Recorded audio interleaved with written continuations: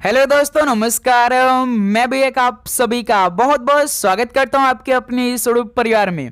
तो आप सब कैसे हैं? उम्मीद करता हूं आप सब अच्छे होंगे और आप सभी की यूपी पुलिस एग्जाम 2026 की तैयारी बहुत ही शानदार तरीके से चली होगी। जीके, हिंदी, मैथ, रीजनिंग और करंट अफेयर में प्लस यूपी जीके के साथ में, क्योंकि यूपी पुलिस 2026 का एग्जाम डेट आउट हो चुका है। 8 जून, 9 जून और 10 जून को आप सभी का एग्जाम डेट का प्रस्तावित हुआ है, जो कि 3 दिन 6 शिफ्टों में आपका पेपर समाप्त हो जाएगा। लगभग 40 से 45 लाख स्टूडेंट ने फॉर्म को अप्लाई किया है। तो साथियों, टारगेट केवल एक ही हमारा, वो है 8 जून, 9 जून और 10 जून। तो इसी टारगेट को पूरा करने के लिए हमें लगातार नए नए मॉडल पेपर को डिस्कस करना पड़ेगा। तो आज की इस क्लास में पहले मॉडल पेपर को हम लोग डिस्कस करेंगे, लेकिन जो सबसे इंपॉर्टेंट क्वेश्चन होगा उन्हीं का मॉडल पेपर हमें तैयार करना है। ठीक है, तो आज के इस पहले मॉडल पेपर में मोस्ट इंपॉर्टेंट 95 क्वेश्चन को डिस्कस करेंगे और आप सभी का टारगेट पूरे 45 प्रश्न ठीक करने का होगा। तो ऐसे प्रश्नों से सिलेक्शन आप सभी का होगा, जो आज की इस क्लास में हम लोग उन्हीं प्रश्नों को डिस्कस करने वाले हैं। तो साथियों, जैसा कि यूपी पुलिस का जो परीक्षा होगा केवल 2 घंटे का होगा। इन्हीं 2 घंटे में आप सभी को 38 क्वेश्चन जीके मिलेंगे हल करने के लिए। ऑफलाइन आपका पेपर होगा। 37 क्वेश्चन हिंदी के मिलेंगे, सबसे अधिक रीजनिंग के पूरे 55 प्रश्न मिलेंगे, 20 प्रश्न मैथ के मिलेंगे, 150 क्वेश्चन का आपका पेपर होगा। एक क्वेश्चन सही करने पर 2 नंबर यानी 300 नंबर का आपका पेपर होगा। एक भी क्वेश्चन पे माइनस मार्किंग नहीं रहेगा, यानी आप पूरे 150 के 150 क्वेश्चन अटेम्प्ट कर सकते हैं, चाहे आपको उस प्रश्न का उत्तर आए या न आए, लेकिन आप सभी को गोला जरूर भरना है। भाई, ये आपका ऑफलाइन पेपर है तो आप सभी को गोला भरने की जरूरत होगी पेपर में। तो साथियों, जिस तरह से परीक्षा हाल में ऑफलाइन में प्रश्न पूछे आएंगे, सेम टू सेम वैसे ही प्रश्नों का पेपर आज की इस क्लास में हम लोग डिस्कस करने वाले हैं। और आप सभी को याद रखिएगा, ये 45 प्रश्न ठीक करना भी है। आपके अंदर एक आदत होनी चाहिए कि हमें पूरे पहले तो क्वेश्चन को अटेम्प्ट करना है। जैसे इस क्लास में आप पहले क्वेश्चनों पे एंट्री किया है ना, तो लास्ट 95 क्वेश्चन पर जाइए। इससे क्या होगा कि जब आप अपने परीक्षा में बैठेंगे तो आप एक भी क्वेश्चन छोड़ेंगे नहीं। आपको चाहे उस प्रश्न का उत्तर आएगा या नहीं आएगा, आप जरूर गोला भर देंगे। आपके अंदर आदत बनी रहनी चाहिए। तो दोस्त मेरे, इस क्लास में सबसे पहले आप 1 से लेकर 95 क्वेश्चन तक जाइए और खुद से सभी प्रश्नों का उत्तर दीजिए। इससे क्या होगा कि आपकी तैयारी और भी अच्छी होगी और आपको खुद अपनी तैयारी मालूम होगी कि हमारी तैयारी अभी किस लेवल की है और हमें अभी कितने क्वेश्चनों की प्रैक्टिस करने की आवश्यकता है, अभी हमें कितने पढ़ने की आवश्यकता है। ओके दोस्त मेरे, तो इसलिए हम डेली कहते हैं कि आप पूरे क्वेश्चन को अटेम्प्ट करिए और खुद से सभी सवालों को उत्तर करिए, चाहे आपको आए या ना आए, लेकिन आप सभी को उत्तर देना है। ठीक है दोस्त मेरे, तो चलिए क्लास को शुरू करते हैं। यूपी पुलिस एग्जाम 2026 के डेली क्लास अपनी सुबह 11 बजे और आज शाम को एक और आपको हिंदी से हम शुरुआत करेंगे चैप्टर वाइज। ठीक है, उसके लिए भी आपको क्लास करनी पड़ेगी, तो नोटिफिकेशन को आप ऑन कर लेंगे। तो चलिए क्लास को शुरू करते हैं। आज के इस पहले मॉडल पेपर में आप सभी कितना स्कोर बनेगा लास्ट में कमेंट बॉक्स में जरूर बताइएगा। ठीक है, तो देखिए आज का पहला प्रश्न आपकी स्क्रीन पर आ चुका है। चिकनकारी के काम के लिए निम्न में से कौन सी जगह प्रसिद्ध है? चिकनकारी के काम के लिए कौन सी जगह प्रसिद्ध है? तो लखनऊ शहर प्रसिद्ध है। उत्तर प्रदेश की राजधानी होती है लखनऊ। ठीक है, तो पहले का बी ऑप्शन बिल्कुल राइट आंसर हो जाएंगे। नेक्स्ट अगला सवाल को देखेंगे, क्वेश्चन नंबर 2 को। निम्नलिखित में से कौन सा जिला पशु मेलों की अधिकतम संख्या के आयोजन के लिए प्रसिद्ध है? कौन सा जिला पशु मेलों की अधिकतम संख्या के आयोजन के लिए प्रसिद्ध है? तो नागौर जिला प्रसिद्ध है। सेकेंड का डी ऑप्शन बिल्कुल राइट आंसर हो जाएंगे। नेक्स्ट अगला सवाल को देखिए, क्वेश्चन नंबर 3 को। रूड यानी ग्रामीण गैर कृषि विकास संस्था की स्थापना किस वर्ष में हुई थी? जो रूड है यानी ग्रामीण गैर कृषि विकास संस्था, इसकी स्थापना किस वर्ष में हुई थी? तो इसकी स्थापना वर्ष 1995 में हुई थी। ऑप्शन है बिल्कुल राइट आंसर हो जाएंगे। नेक्स्ट अगला सवाल को देखिए, क्वेश्चन नंबर 4 का राइट आंसर क्या बनेगा? प्रधानमंत्री मोदी जी द्वारा नए केंद्रीय आयुर्वेद अनुसंधान संस्थान भवन की आधारशिला कहां रखी गई थी, यानी किस शहर में रखी गई थी? प्रधानमंत्री मोदी जी द्वारा नए केंद्रीय आयुर्वेद अनुसंधान संस्थान भवन की आधारशिला कहां रखी गई थी? तो भारत की राजधानी नई दिल्ली में रखी गई थी। सी ऑप्शन बिल्कुल राइट आंसर हो जाएंगे। नेक्स्ट अगला सवाल को देखिए, क्वेश्चन नंबर 5 को। बोलाकाट कर्नाटक राज्य का एक कैसा रूप है? चित्रकारी रूप है, संगीत रूप है, मूर्तिकला रूप है या नृत्य रूप है? बोलाकाट कर्नाटक राज्य का एक नृत्य रूप है। डी ऑप्शन बिल्कुल राइट आंसर हो जाएंगे। अगला सवाल को देखिए, क्वेश्चन नंबर 6 का राइट आंसर क्या बनेगा? ध्वनि प्रदूषण के कारण निम्न में से क्या होता है? ध्वनि प्रदूषण के कारण इनमें से क्या होता है? तो उच्च रक्तचाप हो जाता है। बी ऑप्शन बिल्कुल राइट आंसर हो जाएंगे। नेक्स्ट अगला सवाल को देखिए, क्वेश्चन नंबर 7 को, भारत में पहला भारतीय प्रबंधन संस्थान यानी आईआईएम कहां पर स्थापित किया गया था? भारत में पहला भारतीय प्रबंधन संस्थान यानी आईआईएम कहां पर स्थापित किया गया था? तो ये कोलकाता शहर में स्थापित किया गया था। डी ऑप्शन बिल्कुल राइट आंसर हो जाएंगे। नेक्स्ट अगला सवाल को देखिए, क्वेश्चन नंबर 8 को, एडवर्ड लुटियंस के साथ नई दिल्ली और शाहजहांबाद के वास्तुकार कौन थे? एडवर्ड लुटियंस के साथ नई दिल्ली और शाहजहांबाद के वास्तुकार कौन थे? तो एडवर्ड लुटियंस के साथ हर्बर्ट बेकर थे। ऑप्शन है बिल्कुल राइट आंसर हो जाएंगे। नेक्स्ट अगला सवाल का उत्तर दीजिए, क्वेश्चन नंबर 9 का क्या बनेगा? जब दो वस्तुएं पूरी तरीके से विनिमय होती है तो वे क्या होती हैं? जब दो वस्तुएं पूरी तरीके से विनिमय होती हैं तो वे क्या होती है? तो वे उत्तम प्रतिस्थापी होती हैं। ऑप्शन है बिल्कुल परफेक्ट आंसर हो जाएंगे। नेक्स्ट अगला सवाल को देखिए, क्वेश्चन नंबर 10 का राइट आंसर क्या बनेगा? तो साथियों आगे बढ़ने से पहले आप सभी को ये यूपी पुलिस एग्जाम 2026 के लिए, यूपी होमगार्ड एग्जाम 2026 के लिए, प्लस यदि आप अगले महीने मार्च के महीने में जो आपका 14 और 15 मार्च को यूपीएसआई का पेपर शुरू होने वाला उसकी तैयारी करें, तो पहले तो ये पूरे 10 टेस्ट सीरीज को लगा लीजिए भाई। जैसे आपके पेपर में शुरुआती पहले सेक्शन में 38 क्वेश्चन जीके मिलेंगे, तो इसी तरह इस पहले टेस्ट में आप सभी को 38 क्वेश्चन जीके मिलेंगे, फिर 37 हिंदी मिलेंगे, फिर 55 रीजनिंग मिलेंगे। उसके बाद आप सभी से 20 प्रश्न मैथ, यानी पूरे 150, यानी एक टेस्ट में 150 क्वेश्चन, यानी 15 टेस्ट में पूरे 15 क्वेश्चन हम आपको दे रहे हैं। इसके अलावा हम आप सभी को अलग से GK, UP GK, Hindi, math, reasoning, current affair के मोस्ट इंपॉर्टेंट क्वेश्चन प्रोवाइड करेंगे। मान के चलिए कि यहाँ से लगभग हम आप सभी को 5 से 6 हज़ार क्वेश्चन देंगे मात्र बाय 50 रुपीज़ में। प्लस इसके अलावा 10 टेस्ट सीरीज फ्री में आपको देंगे और हिंदी का अलग से चैप्टर वाइज पूरा क्वेश्चन आपको प्रोवाइड कर देंगे भाई। मिलेगा आपको कैसे? ये जो नंबर आपको दिखाई दे रहा है इस पर मैसेज कर आप टीम से बात करके तुरंत आप ले सकते हैं भाई। मात्र 50 रुपीज़ में ये ऑफर चल रही है भाई आपकी एग्जाम तक। मात्र 50 रुपीज़ में ये क्वालिटी क्वेश्चन अपने पास मंगाइए और इसे पढ़कर आप अपने शिफ्ट में बैठ जाइए। आप अपने शिफ्ट में काफ़ी अच्छा स्कोर कर ले जाएंगे। सीधे आपके परीक्षा में इन्हीं से सवाल देखने को मिलेगा दोस्त मेरे। इसलिए आप अपने परीक्षा हॉल में जाने से पहले ये सारे क्वेश्चन को रिवीजन कर लिए, अच्छे से तैयार कर लिए। एक एक जगह आपको एक एक क्वेश्चन मिल जाएंगे, ठीक है? तो जल्दी करिए भाई, ऑफर का फायदा उठाइए और सभी लोग सभी क्वेश्चन को पढ़ लीजिए। काला सागर निम्नलिखित में से किस देश की सीमा को छूता है? काला सागर किस देश की सीमा को छूता है? तो भाई यूक्रेन को छूता है। बी ऑप्शन बिल्कुल राइट आंसर है। अगला सवाल को देखिए, क्वेश्चन नंबर 11 को, भारतीय संविधान की 7वीं अनुसूची की राज्य सूची में निम्नलिखित में से किसका उल्लेख है? भारतीय संविधान की 7वीं अनुसूची की राज्य सूची में किसका उल्लेख किया गया है? तो सट्टेबाजी और जुआ का उल्लेख हुआ है। ऑप्शन है बिल्कुल परफेक्ट आंसर हो जाएंगे। नेक्स्ट अगला सवाल को देखिए, क्वेश्चन नंबर 12 को, किस लोक देवी के समाधि स्थल को बड़ेर के नाम से जाना जाता है? तो साथियों किस लोक देवी के समाधि स्थल को बड़ेर के नाम से जाना जाता है? तो आईजी माता के। बी ऑप्शन बिल्कुल राइट आंसर हो जाएंगे। अगला सवाल को देखिए, क्वेश्चन नंबर 13 का राइट आंसर क्या बनेगा? किस शहर को भारत के स्कॉटलैंड के रूप में भी जाना जाता है? तो साथियों किस शहर को भारत के स्कॉटलैंड के रूप में भी जाना जाता है? तो कुर्ग को भारत के स्कॉटलैंड के रूप में जाना जाता है, कुर्ग शहर को। ऑप्शन है बिल्कुल राइट आंसर हो जाएंगे। अगला सवाल को देखिए, क्वेश्चन नंबर 14 को, अंटार्कटिका में भारत के दूसरे अस्थायी अनुसंधान केंद्र का क्या नाम है? अंटार्कटिका में भारत के दूसरे अस्थायी अनुसंधान केंद्र का क्या नाम रखा गया है? तो मैत्री रखा गया है नाम। बी ऑप्शन बिल्कुल राइट आंसर हो जाएंगे। नेक्स्ट अगला सवाल को देखिए, क्वेश्चन नंबर 15 का राइट आंसर क्या बनेगा? गौतम बुद्ध ने उत्तर प्रदेश के किस स्थान पर अपने सर्वाधिक उपदेश दिए थे? गौतम बुद्ध जी ने उत्तर प्रदेश के किस स्थान पर अपने सबसे अधिक उपदेश दिए थे? आप सभी को याद होगा ये श्रावस्ती में सबसे अधिक उपदेश दिए थे गौतम बुद्ध जी ने। सी ऑप्शन बिल्कुल राइट आंसर हो जाएंगे।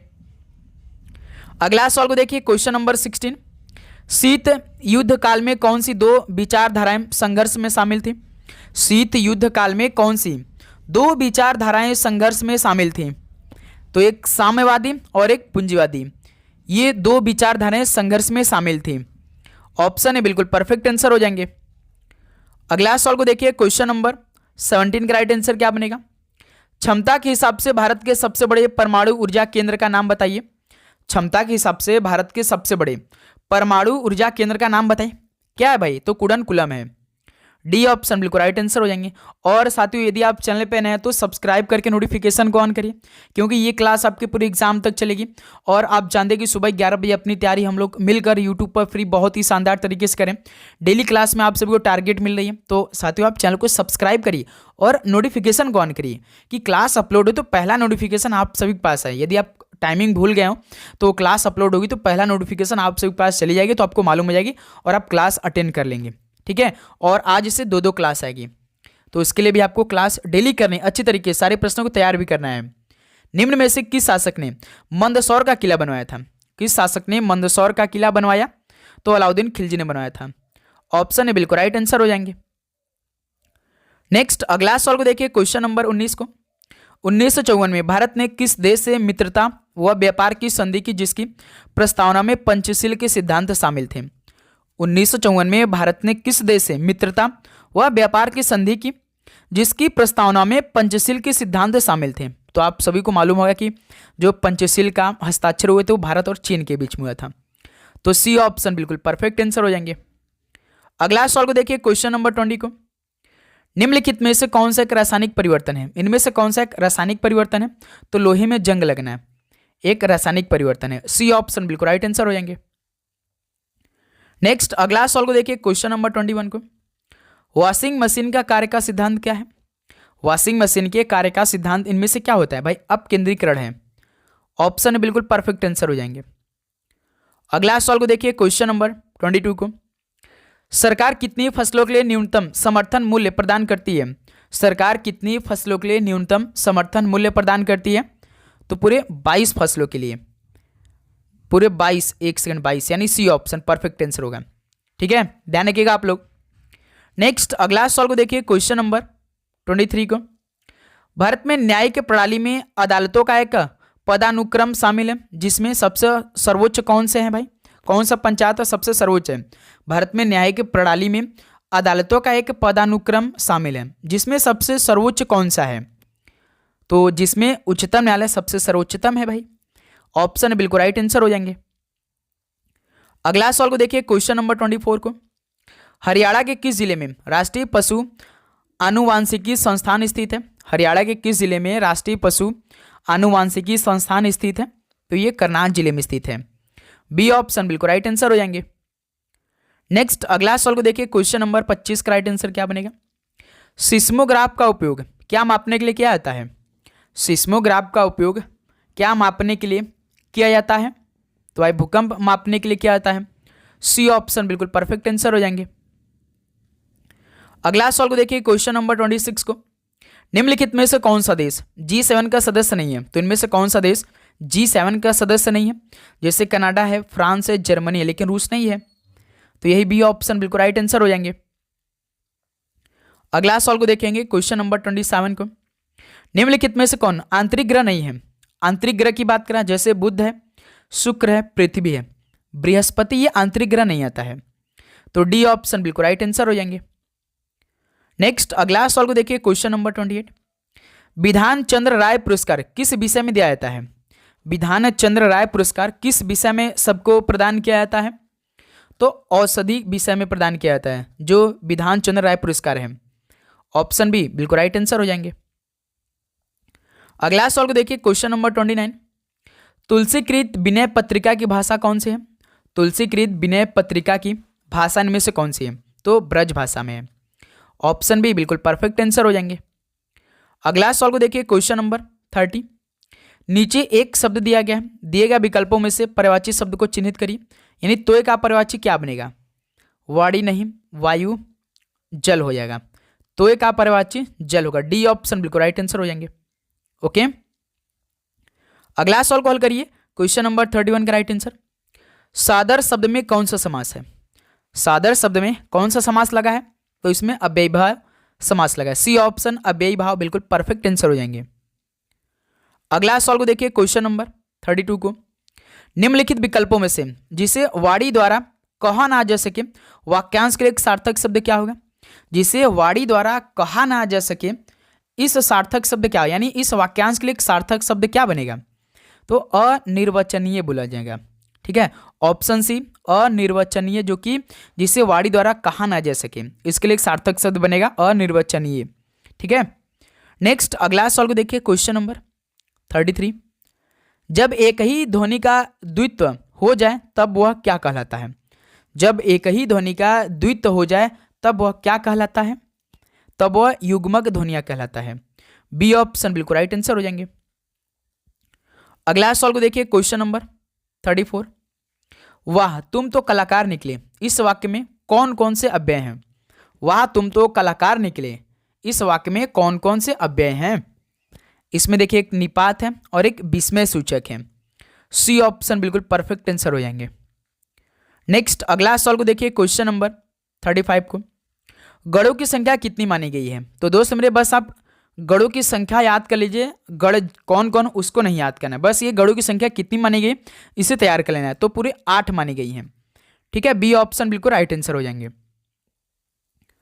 अगला सवाल को देखिए, क्वेश्चन नंबर 36 को। प्राप्तोदक में कौन सा समास है? प्राप्तोदक में कौन सा समास है? तो इसमें बहुब्रीहि समास है। सी ऑप्शन बिल्कुल राइट आंसर है। अगला सवाल को देखिए, क्वेश्चन नंबर 37 को। निम्न में कौन सा संख्यावाचक विशेषण? बताइए आप लोग। तो इसमें संख्यावाचक विशेषण कौन सा है? सफेद नहीं है, गरीब नहीं हो सकता भाई, कुछ होगा या कैसा होगा? संख्या की बात करें, कुछ है, ये आपका संख्यावाचक विशेषण जो कुछ है ना, तो ऑप्शन बिल्कुल परफेक्ट आंसर हो जाएंगे। अगला सवाल को देखिए, क्वेश्चन नंबर 38 को। हजारी प्रसाद द्विवेदी को साहित्य एवं शिक्षा के क्षेत्र में कब पद्म भूषण पुरस्कार सम्मानित किया गया था, यानी किस सन में? हजारी प्रसाद द्विवेदी को साहित्य एवं शिक्षा के क्षेत्र में पद्म भूषण पुरस्कार से सम्मानित किया गया था। तो इन्हें सन 1997 में सम्मानित किया गया था। सी ऑप्शन बिल्कुल राइट आंसर हो जाएंगे। अगला सवाल को देखिए, क्वेश्चन नंबर 39 को। दिए गया शब्द युग्म का सही अर्थ ज्ञात कीजिए। सम सम केवल स अलग है, एक सड़क से एक शरीफा स वाला है। सम मतलब जो सड़क वाला स है, इसका मतलब क्या होता है भाई? समान। और जो सम है, जो शरीफा सा वाला, इस मोच होता है, यानी समान मोच। बी ऑप्शन बिल्कुल राइट आंसर है। अगला सवाल को देखिए, क्वेश्चन नंबर 40 को। ज्ञ वर्ड किन वर्डों के सहयोग से बना है? बताइए, जो ज्ञ वर्ड है ये किन वर्डों के सहयोग से बना है? तो देखिए एक आधा ज प्लस इया से मिलकर बना है। बी ऑप्शन बिल्कुल परफेक्ट आंसर हो जाएंगे। क्वेश्चन नंबर 41 को देखिए। 1991 में पहला सरस्वती सम्मान किसे दिया गया था? 1991 में पहला सरस्वती सम्मान किसे दिया गया था? तो हरिवंश राय बच्चन को दिया गया था। सी ऑप्शन बिल्कुल राइट आंसर हो जाएंगे। अगला सवाल को देखिए, क्वेश्चन नंबर 42 को। रस के अवयव कौन कौन से हैं? रस के अवयव इनमें से कौन कौन से हैं? एक तो स्थायी भाव है, बी भाव है, अनुभाव और एक संचारी भाव है। तो ये रस के अवयव हैं। ऑप्शन इस सवाल का बिल्कुल परफेक्ट आंसर हो जाएंगे। ओके दोस्त मेरे, लास्ट में स्कोर आप सभी जरूर करिएगा। ठीक है, इतना समय आप सभी को पेपर में हल करने के लिए टाइम नहीं लेना है। ठीक है, जल्दी जल्दी सभी प्रश्नों का उत्तर करना है। मुकमाटी महाकाव्य के रचयिता कौन है? मुकमाटी महाकाव्य के रचयिता इनमें से कौन है? तो आचार्य विद्यासागर जी हैं। बी ऑप्शन बिल्कुल परफेक्ट आंसर हो जाएंगे। अगला सवाल को देखिए, क्वेश्चन नंबर 44 का राइट आंसर। कुटेव में उपसर्ग बताइए। उपसर्ग क्या होता है? किसी भी शब्द या अक्षर में उसके आरंभ में लगकर उनके अर्थ में बदलाव ला देते हैं, तो उन्हें हम क्या बोलते हैं भाई? उपसर्ग बोलते हैं। यानी कुटेव में शुरुआती में कुछ लगा होगा भाई, तो कु लगा है केवल। बी ऑप्शन परफेक्ट आंसर हो जाएंगे। नेक्स्ट अगला सवाल को देखिए, क्वेश्चन नंबर 45 को। पुल्लिंग स्त्रीलिंग के युग्म में से कौन सा युग्म सही नहीं है? जैसे बालक बालिका ठीक है, गूंगा गूंगी ठीक है, नर नारी ठीक है, मिहतर मिहतर देखिए पुल्लिंग है, लेकिन जो मिहतरी है ना, मिहतर का स्त्रीलिंग याद रखिए मेहतरानी होगा। क्या होगा? मेहतरानी होगा। ये स्त्रीलिंग बनेगा भाई, ये मेहतरी नहीं बनेगा। तो यही क्या हो जाएगा? गलत हो जाएगा। तो बी ऑप्शन परफेक्ट आंसर हो जाएंगे। नेक्स्ट अगला सवाल को देखिए, क्वेश्चन नंबर 46। दिए गए विकल्पों में से नायक शब्द में कौन सा संधि है? नायक शब्द में कौन सा संधि लगा है? इसमें अयादी संधि है। ऑप्शन बिल्कुल राइट आंसर हो जाएंगे। अगला सवाल को देखिए, क्वेश्चन नंबर 47 को। निम्नांकित में से कौन सा समुच्चय बोधक शब्द नहीं है? इनमें से कौन सा समुच्चय बोधक शब्द नहीं है? तो यहां ये समुच्चय बोधक शब्द नहीं है। बी ऑप्शन बिल्कुल राइट आंसर हो जाएंगे। नेक्स्ट अगला सवाल को देखिए, क्वेश्चन नंबर 48। पहला साहित्य अकादमी पुरस्कार किस रचना को मिला था? पहला साहित्य अकादमी पुरस्कार किस रचना को मिला था? तो हिम तरंगिणी को मिला था। डी ऑप्शन बिल्कुल राइट आंसर हो जाएंगे। नेक्स्ट अगला सवाल को देखिए, क्वेश्चन नंबर 49 को, जिस छंद के प्रत्येक चरण में 14 और 12 के बाद विराम यानी यति और 26 मात्राएं होती हैं, उस छंद को क्या कहते हैं? जिस छंद के प्रत्येक चरण में 14 और 12 के बाद विराम यानी यति और 26 मात्राएं होती हैं, उस छंद को क्या कहते हैं? तो उस छंद को गीतिका छंद कहते हैं। ऑप्शन बी बिल्कुल परफेक्ट आंसर हो जाएंगे। चलिए भाई क्वेश्चन नंबर 50 कॉल करिए। किस रस में सभी संचारी भाव को आत्मसात करने का सामर्थ्य होता है? किस रस में सभी संचारी भाव को आत्मसात करने का सामर्थ्य होता है? तो भाई श्रृंगार रस में। डी ऑप्शन बिल्कुल परफेक्ट आंसर हो जाएंगे। अगला सवाल को देखिए, क्वेश्चन नंबर 51 का राइट आंसर क्या निकल के आएगा? निम्नलिखित विकल्पों में से प्रारंभ से लेकर अंत तक वाक्यांश के लिए एक सार्थक शब्द क्या होगा? प्रारंभ से लेकर अंत तक वाक्यांश के लिए एक सार्थक शब्द क्या बनेगा? तो आद्योपांत कहेंगे। ऑप्शन है बिल्कुल परफेक्ट आंसर हो जाएंगे। ओके, चलिए क्वेश्चन नंबर 52 का राइट आंसर बताइए। मैं अंधा भी देख रहा हूं, रोती हो तुम रोती हो, इस पंक्ति में कौन सा अलंकार है? मैं अंधा भी देख रहा हूं, रोती हो तुम रोती हो, इस पंक्ति में कौन सा अलंकार है? तो इसमें विरोधाभास है। डी ऑप्शन बिल्कुल राइट आंसर है। अगला सवाल को देखिए, क्वेश्चन नंबर 53 का राइट आंसर क्या बनेगा? दोहा दौर रोला को क्रम से मिलाने पर कौन सा छंद बनता है? दोहा दौर रोला को क्रम से मिलाने पर कौन सा छंद बनता है? तो कुंडलिया बनता है। बी ऑप्शन बिल्कुल परफेक्ट आंसर हो जाएंगे। अगला सवाल को देखिए, क्वेश्चन नंबर 54, दिए गए शब्द का लिंग ज्ञात कीजिए। श्रीलंका का लिंग क्या होगा बताएंगे आप सभी भाई? तो श्रीलंका का यदि हम बात करेंगे तो स्त्रीलिंग होता है। बी ऑप्शन परफेक्ट आंसर हो जाएंगे। नेक्स्ट अगला सवाल को देखिए, क्वेश्चन नंबर 55 को, 4 विकल्पों में से उस विकल्प का चयन कीजिए जो दिए गए शब्द के सही संधि विच्छेद का विकल्प हो। परमाणु यानी परम प्लस अणु, परम प्लस अणु परमाणु, ऑप्शन ए परफेक्ट आंसर हो जाएंगे। ध्यान रखिएगा आप लोग, ठीक है। चलिए अगला सवाल को हल करिए, क्वेश्चन नंबर 56, अनुपस्थित में प्रयुक्त उपसर्ग बताइए। अनुपस्थित में प्रयुक्त उपसर्ग है तो अन है भाई, ठीक है। ऑप्शन ए परफेक्ट आंसर हो जाएंगे। अगला सवाल को देखिए, क्वेश्चन नंबर 57 को, श्रेष्ठ विशेषण शब्द की उत्तमावस्था कौन सी है? श्रेष्ठ विशेषण शब्द की उत्तमावस्था कौन सी है? तो बताएंगे आप सभी, तो श्रेष्ठतम है। ऑप्शन बी बिल्कुल परफेक्ट आंसर हो जाएंगे। नेक्स्ट अगला सवाल कॉल करिए, क्वेश्चन नंबर 58 को, निम्नलिखित में से तालव्य शब्द में कौन सा प्रत्यय लगा है? तालव्य शब्द में कौन सा प्रत्यय लगा है? तो इसमें यह लगा है भाई प्रत्यय। डी ऑप्शन बिल्कुल राइट आंसर हो जाएंगे। अगला सवाल को देखिए, क्वेश्चन नंबर 59 का राइट आंसर क्या बनेगा? किस महाकाव्य के लिए रामधारी सिंह दिनकर को सन 1972 ईस्वी में भारतीय ज्ञानपीठ पुरस्कार प्रदान किया गया है? तो साथियों किस महाकाव्य के लिए रामधारी सिंह दिनकर को सन 1972 ईस्वी में भारतीय ज्ञानपीठ पुरस्कार प्रदान किया गया था? तो उर्वशी के लिए दिया गया था। ओके, ऑप्शन बिल्कुल राइट आंसर हो जाएंगे। तो साथियों आप सभी का हमें केवल एक लाइक और एक सब्सक्राइब चाहिए भाई। आप चैनल को जब सब्सक्राइब करते हो, लाइक करते हो तो हमें मोटिवेट मिलता है, इसीलिए तो हम आपके लिए दिन रात मेहनत करते हैं भाई। जितने भी महत्वपूर्ण क्वेश्चन बन सकते हैं सारे क्वेश्चन हम आपके पेपर से पहले करा देंगे। तो भाई आपका फर्ज बनता है कि आप एक लाइक जरूर कर दिया कीजिए, और यदि आप चैनल पे नए तो सब्सक्राइब ऑलरेडी करके रखिए। क्लास अपलोड होगी तो पहला नोटिफिकेशन आप सभी पास चली जाएगी, ठीक है। देखिए क्वेश्चन नंबर 60, इनमें से सदल मिश्रा की रचना कौन सी है? सदल मिश्रा की रचना इनमें से कौन सी है? तो नासिकेतोपाख्यान है, ये सदल मिश्रा की रचना है, नासिकेतोपाख्यान। डी ऑप्शन बिल्कुल राइट आंसर हो जाएंगे। अगला सवाल को देखिए, क्वेश्चन नंबर 61 का राइट आंसर क्या बनेगा? दिए गए वाक्यांश के लिए सार्थक शब्द ज्ञात कीजिए। समुद्र में लगने वाली आग, इसके लिए सार्थक शब्द क्या बनेगा? समुद्र में लगने वाली आग को क्या बोलेंगे भाई? तो याद रखिएगा, बड़वाग्नि कहते हैं। डी ऑप्शन बिल्कुल राइट आंसर हो जाएंगे। ओके, अगला सवाल को देखिए, क्वेश्चन नंबर 62, निम्नलिखित में से पार्श्विक ध्वनि कौन सी है?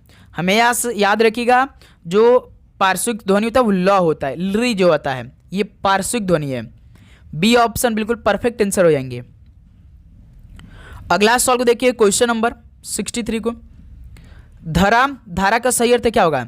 धरा मतलब पृथ्वी, धारा मतलब प्रवाह, पानी का प्रवाह, तो डी ऑप्शन परफेक्ट आंसर हो जाएंगे। अगला सवाल को देखिए, क्वेश्चन नंबर 64 को, हाथ का मैल होना मुहावरे का सही अर्थ इनमें से क्या होगा? हाथ का मैल होना इस मुहावरे का सही अर्थ क्या होगा? यानी अत्यंत तुच्छ होना भाई। डी ऑप्शन बिल्कुल परफेक्ट आंसर हो जाएंगे। नेक्स्ट अगला सवाल को देखिए, क्वेश्चन नंबर 65 को, निम्नलिखित में से कौन सा करुण रस का विरोधी है? तो साथियों इनमें से कौन सा करुण रस का विरोधी है? तो हास्य। सी ऑप्शन बिल्कुल राइट आंसर हो जाएंगे। नेक्स्ट अगला सवाल को देखिए, क्वेश्चन नंबर 66, हरिवंश राय बच्चन ने अपनी आत्मकथा कितने खंडों में लिखी थी? हरिवंश राय बच्चन ने अपनी आत्मकथा कितने खंडों में लिखी है? तो पूरे 4 खंडों में लिखी है। बी ऑप्शन बिल्कुल परफेक्ट आंसर हो जाएंगे। नेक्स्ट अगला सवाल को देखिए, क्वेश्चन नंबर 67 को, निम्नलिखित में से कौन सा शब्द अन्य पुरुष का उदाहरण है? इनमें से कौन सा शब्द अन्य पुरुष का एग्जाम्पल है? तो उसने, ये भाई अन्य पुरुष का एग्जाम्पल है। ऑप्शन है बिल्कुल राइट आंसर है। अगला सवाल को देखिए, क्वेश्चन नंबर 68, निम्नलिखित में से वर्तमान काल की पहचान क्या है? वर्तमान काल की पहचान, वर्तमान में चल क्या रहा है, यानी कार्य चल रहा होता है, यही पहचान है भाई। डी ऑप्शन बिल्कुल राइट आंसर हो जाएंगे। नेक्स्ट अगला सवाल को देखिए, क्वेश्चन नंबर 69 को, हर शब्द का अनेकार्थक रूप बताइए। हर का होगा शिव, प्रत्येक, हरण, यानी उपयुक्त तीनों हो जाएगा। डी ऑप्शन बिल्कुल राइट आंसर हो जाएंगे। अगला सवाल को देखिए, क्वेश्चन नंबर 70 को, निम्नलिखित शब्द समूहों के लिए एक शब्द उनके दिए गए विकल्पों में से चुने जिसे बुलाया न गया हो। तो इसके लिए एक शब्द क्या होगा, यानी अनाहुत हो जाएगा। जिसे बुलाया न गया हो, इसके लिए एक शब्द क्या बनेगा? अनाहुत हो जाएगा। ऑप्शन बिल्कुल राइट आंसर हो जाएंगे। नेक्स्ट अगला सवाल को देखिए, क्वेश्चन नंबर 71 को, प्रतीप का सही पर्यायवाची क्या होगा? पर्याय मतलब पर्यायवाची होता है, ध्यान रखिएगा। तो प्रतीप का सही पर्याय होगा विरुद्ध। ऑप्शन बिल्कुल राइट आंसर हो जाएंगे। अगला सवाल को देखिए, क्वेश्चन नंबर 72, मन स्थाप में संधि कौन सा है? मन स्थाप में संधि कौन सा लगा है? तो इसमें विसर्ग संधि है। डी ऑप्शन बिल्कुल राइट आंसर हो जाएंगे।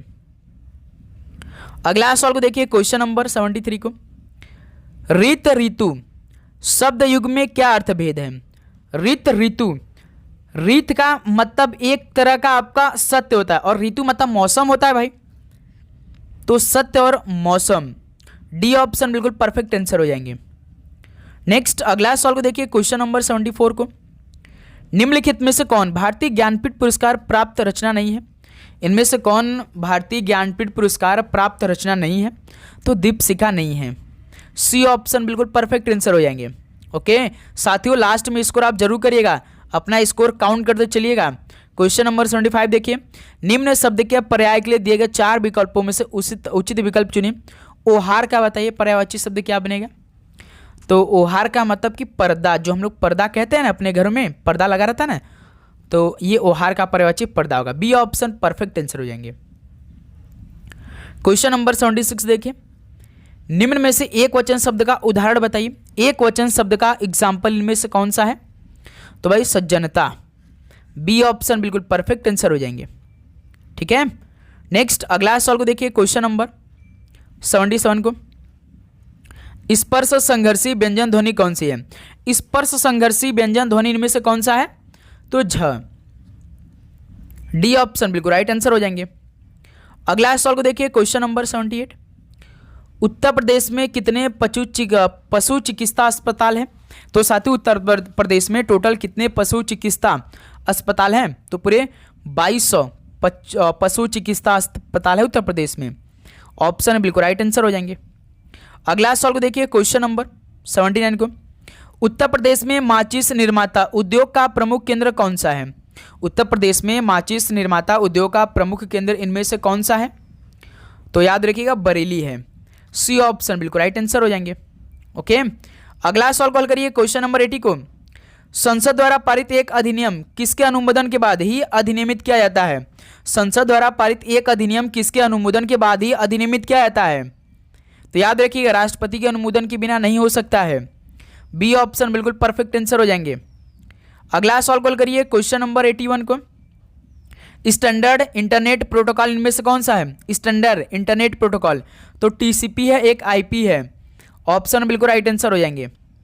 नेक्स्ट अगला सवाल को देखिए, क्वेश्चन नंबर 82, निम्नलिखित में से किस भारतीय राज्य में सबसे पहले सूर्योदय होता है? तो साथियों किस भारतीय राज्य में सबसे पहले सूर्योदय होता है? तो अरुणाचल प्रदेश में सबसे पहले सूर्य उदय होता है। बी ऑप्शन बिल्कुल परफेक्ट आंसर हो जाएंगे। अगला सवाल को देखिए, क्वेश्चन नंबर 83 को। सांद घाटी राष्ट्रीय उद्यान पलक्कड़ में किस चोटी सबसे ऊंची चोटी, यानी किसकी चोटी सबसे ऊंची चोटी है? सांद घाटी राष्ट्रीय उद्यान पलक्कड़ में ये एंजिडा चोटी सबसे ऊंची चोटी है। बी ऑप्शन बिल्कुल परफेक्ट आंसर हो जाएंगे। ओके, चलिए अगला सवाल को देखिए, क्वेश्चन नंबर 84 का राइट आंसर क्या बनेगा? 1303 में चित्तौड़ विजय के बाद अलाउद्दीन ने चित्तौड़ का नया नाम क्या रखा था? 1303 में चित्तौड़ विजय के बाद अलाउद्दीन ने चित्तौड़ का नया नाम क्या रख दिया था? तो खिजराबाद रखा था। डी ऑप्शन बिल्कुल परफेक्ट आंसर हो जाएंगे। चलिए अगला सवाल कॉल करिए, क्वेश्चन नंबर 85 का राइट आंसर। निम्नलिखित में से कौन सा राष्ट्रीय उद्यान पूर्वी हिमालय उप क्षेत्र में सबसे बड़ा संरक्षित क्षेत्र है? कौन सा राष्ट्रीय उद्यान पूर्वी हिमालय उप क्षेत्र में सबसे बड़ा संरक्षित क्षेत्र है? तो नामदफा राष्ट्रीय उद्यान है। बी ऑप्शन बिल्कुल राइट आंसर हो जाएंगे। चलिए भाई अगला सवाल कॉल करिए, क्वेश्चन नंबर 86 को। निम्नलिखित में से कौन पहले भारतीय पुरुष हॉकी टीम के कप्तान थे? पहले भारतीय पुरुष हॉकी टीम के कप्तान कौन थे? जयपाल सिंह मुंडा थे। बी ऑप्शन बिल्कुल परफेक्ट आंसर हो जाएंगे। चलिए अगला सवाल कॉल करेंगे, क्वेश्चन नंबर 87 को। जॉर्डन, दिनार, इनमें से किस देश की मुद्रा है? जॉर्डन की बात कर रहा है भाई, दिनार है, किस देश की मुद्रा होगी? जॉर्डन देश की मुद्रा होगी, जॉर्डन दिनार। तो सी ऑप्शन राइट आंसर हो जाएंगे। अगला सवाल को देखिए, क्वेश्चन नंबर 88 को। ऑक्सीजन की उपस्थिति में ग्लूकोज निम्न में से किस में नहीं टूटता है? ऑक्सीजन की उपस्थिति में ग्लूकोज किस में नहीं टूटता है? जैसे कार्बन डाइऑक्साइड में तुरंत टूट जाता है, जल में टूट जाता है, ऊर्जा में टूट जाता है, लेकिन एल्कोहल में यानी C2H5OH में नहीं टूटता है। तो बी ऑप्शन परफेक्ट आंसर हो जाएंगे। अगला सवाल को देखिए, क्वेश्चन नंबर 89 को। उस मौलिक अधिकार का नाम बताइए जिसके अंतर्गत जीवन का अधिकार आता है। उस मौलिक अधिकार का नाम बताना है जिसके अंतर्गत जीवन का अधिकार आता है। तो वो स्वतंत्रता का अधिकार है। बी ऑप्शन स्वतंत्रता का अधिकार बिल्कुल परफेक्ट आंसर हो जाएंगे। नेक्स्ट अगला सवाल कॉल करिए, क्वेश्चन नंबर 90 को। धार्मिक संस्कारों से संबंधित वेद कौन सा है? धार्मिक संस्कारों से संबंधित वेद इनमें से कौन सा है? तो यजुर्वेद है। बी ऑप्शन परफेक्ट आंसर हो जाएंगे। अगला सवाल को देखिए, क्वेश्चन नंबर 91 को। बाण गंगा महोत्सव निम्नलिखित में से किस राज्य से संबंधित है? बाण गंगा महोत्सव किस राज्य से संबंधित है? तो ये महाराष्ट्र राज्य से संबंधित है, बाण गंगा महोत्सव। डी ऑप्शन परफेक्ट आंसर हो जाएंगे। अगला सवाल को देखिए, क्वेश्चन नंबर 92। मर्डेका कप निम्नलिखित में से किस खेल से संबंधित है? तो साथियों जो मर्डेका कप है किस खेल से संबंधित है? तो ये फुटबॉल खेल से संबंधित है, Merdeka cup. D option perfect answer हो जाएंगे। चलिए अगला सवाल को देखिए, क्वेश्चन नंबर 93 का राइट आंसर क्या बनेगा? बोस्टन टी पार्टी किस वर्ष हुई थी? बोस्टन टी पार्टी किस वर्ष हुई थी? तो 1773 में हुई थी। ऑप्शन है बिल्कुल राइट आंसर हो जाएंगे। नेक्स्ट अगला सवाल को देखिए, क्वेश्चन नंबर 94। भारत में हरित क्रांति के संदर्भ में HYB में यच का क्या अर्थ होता है? हाई यील्डिंग वैरायटी होता है, तो यच की बात करें तो हाई हो जाएगा। डी ऑप्शन परफेक्ट आंसर हो जाएंगे। चलिए दोस्त लास्ट क्वेश्चन आज के इस पहले मॉडल पेपर का हल करिए। भारतीय विज्ञान संस्थान कहाँ स्थित है? भारतीय विज्ञान संस्थान कहाँ पर स्थित है? तो ये बेंगलुरु शहर में स्थित है। सी ऑप्शन राइट आंसर हो जाएंगे। तो साथियों ये 95 क्वेश्चन कंप्लीट हो गया। तो बताइए कि आप सभी का इन 95 क्वेश्चन में से लगभग कितना स्कोर रहा? तो साथियों उम्मीद करूंगा आपको हर एक क्वेश्चन बहुत ही शानदार तरीके से समझ में आएंगे।